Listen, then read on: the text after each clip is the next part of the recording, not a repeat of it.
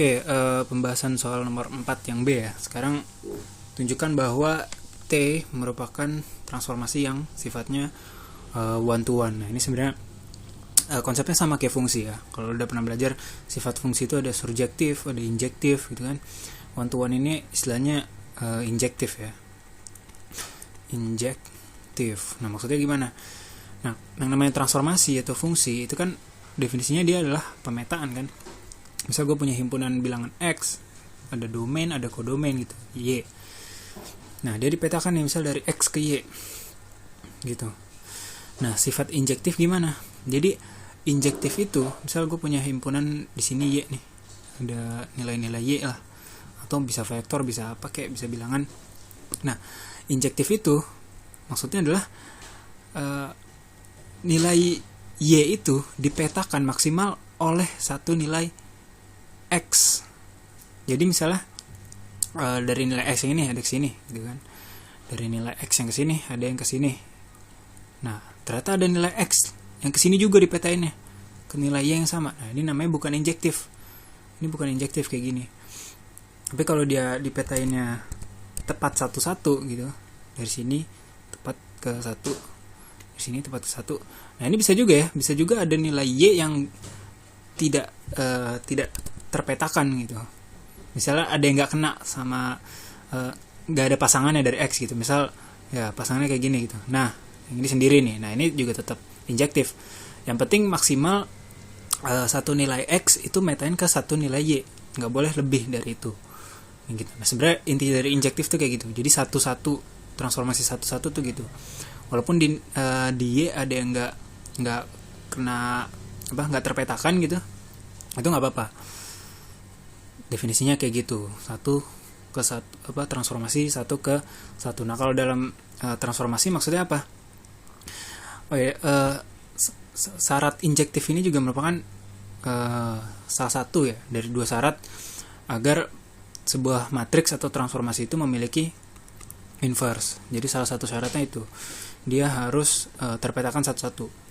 Salah satu syaratnya ini injektif. Nah, yaudah kita langsung aja. Gimana cara cari tahu bahwa T itu injektif? Yaudah, tadi kan kita udah ada matriksnya ya. 1, 0, 0, 0, 0, 0, 2, 1, 0 gitu, 0, 0, 0, terus ada lagi 1, 1, 1 kayak gini kan ya. Yang kita akan lakukan adalah melakukan ini RREF. Nah, biasa. Nah, sebenarnya kalau kita pengen ngecek one to one transformation itu, yang harus kita tahu adalah apakah kolom-kolomnya ini linearly independent. Udah itu doang. Kalau dia kolom-kolomnya linearly independent, maka udah dipastikan dia one to one. Nah, cara tahu dia biar linearly independent atau enggak, kita lakukan row reduction row echelon form ya gitu ya. Oke, udah. Langsung aja, berarti gimana nih?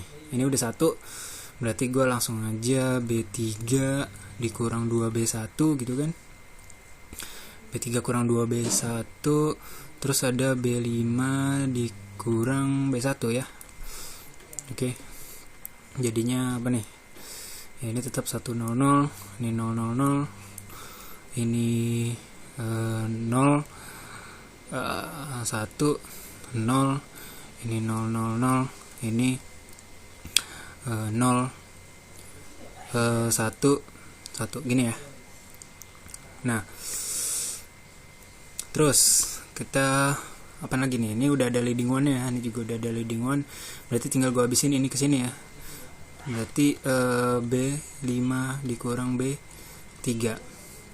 Udah deh. 1 0 0 0 0 0 0 1 0 0 0 0 0 0 1. Nah, udah.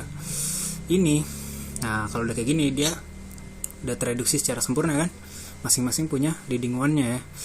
Di kolom 1 ada leading one, kolom 2 ada leading one, di kolom ketiga juga ada leading one, kayak gitu. Nah, berarti dia pasti linearly dependent. Gimana kasusnya kalau dia linearly dependent gitu? Nah, biasanya dia ada yang nggak ada leading atau ya kolomnya ada yang nggak punya leading one gitu, misal kayak gini. Nah tapi di sini 0 semua gitu, atau di sini 1 deh ya, dia berulang gitu. Nah kayak gini nih, leading one cuma ada di sini sama di sini kayak gitu, berarti dia nggak linearly independent. Maksudnya linearly independent gimana sih? Jadi vektor-vektor ini nggak bisa dibentuk oleh vektor-vektor yang lain. Maksudnya gini, misal gue punya vektor ini nih, gimana pun caranya vektor ini nggak bisa dibentuk sama vektor ini sama vektor ini, mau dimanipulasi gimana pun.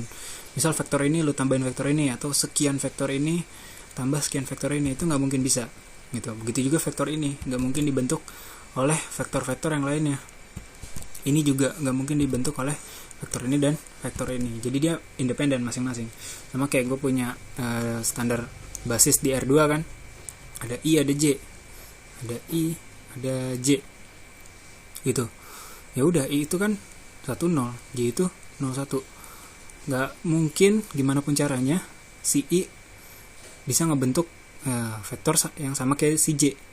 Mau lu kali 5, mau kali berapa, kali 1, kali apa kek, nggak mungkin bisa dia jadi 01. Begitu juga si J, nggak mungkin lo apain juga bisa jadi vektor 1 0 gitu. Yaudah, ini udah terbukti ya, dia linearly independent.